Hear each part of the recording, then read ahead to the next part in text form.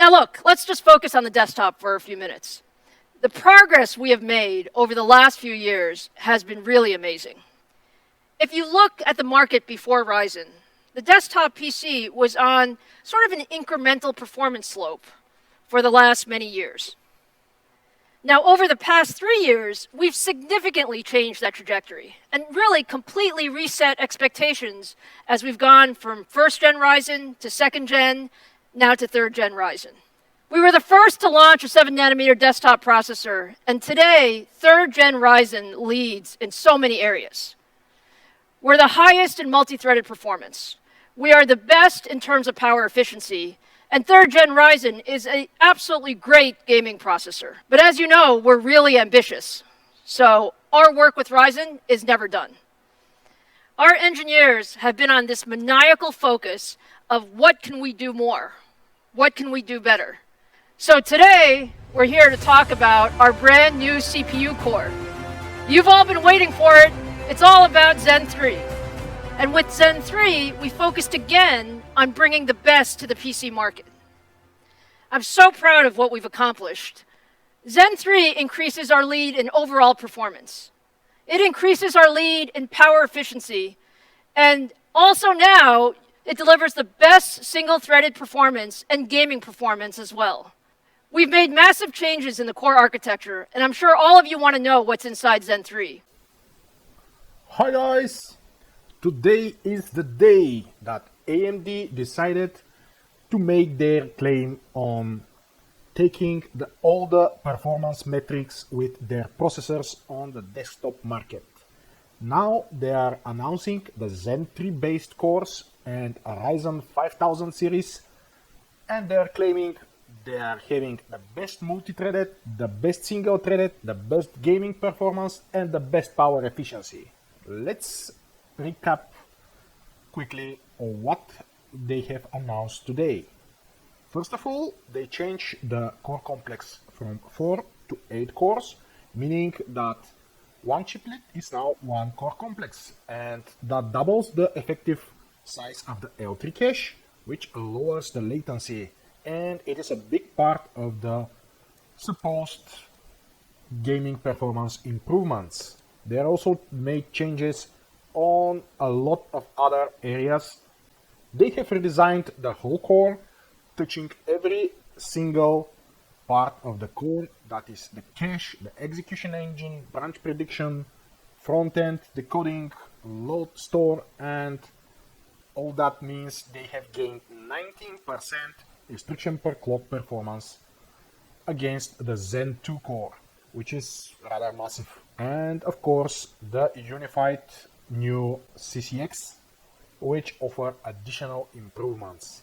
They are talking of substantially upgraded latency, and with the upgraded architecture, they are talking of substantially improved latency, which should help in gaming scenarios.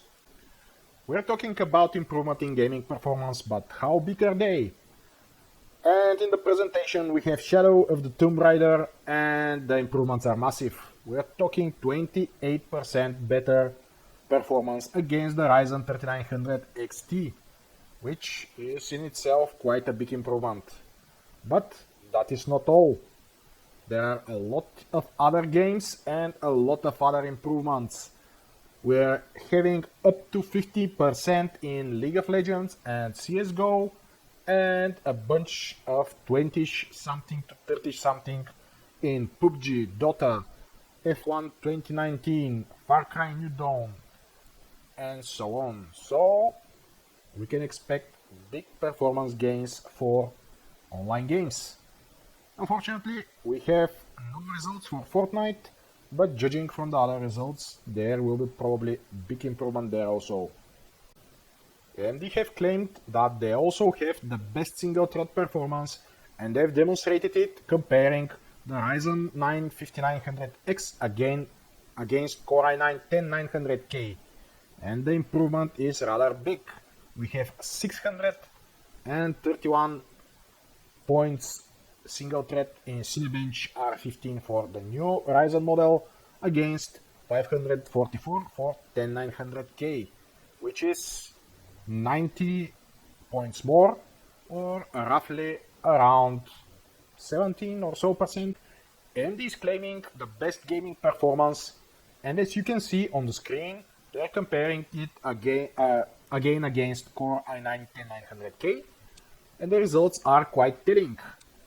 Of course, the differences are not that massive, but on average, the new AMD processor is faster than the current Intel flagship on the desktop platform. Roughly speaking, we have around probably 7 to 10% on average because of the CSGO and League of Legends around 20% high scores, and we see in Battlefield 5 still the AMD is a tiny bit behind, but that is probably because they are using the GeForce RTX 2080 Ti, which will limits the performance in Battlefield 5. So let's talk about the processors. They are announcing the 5900X, which is 12 core, 24 threads with 3.7 GHz base clock and 4.8 GHz boost clock with 105 watts TDP for $549, which is around $50 more than the original 3900X price. The next is Ryzen 7 5800X, 8 core, 16 thread, 3.8 GHz base, 4.7 GHz boost clock, again 105 watts TDP for $449, again $50 more than 3800X. And in the bottom there is Ryzen 5 5600X for $299, but it is 6 core 12 thread processor with 4.6 GHz boost clock and 3.7 GHz base clock with 65 watts TDP, which again is $50 more and almost at the price of a Ryzen 7 3700X.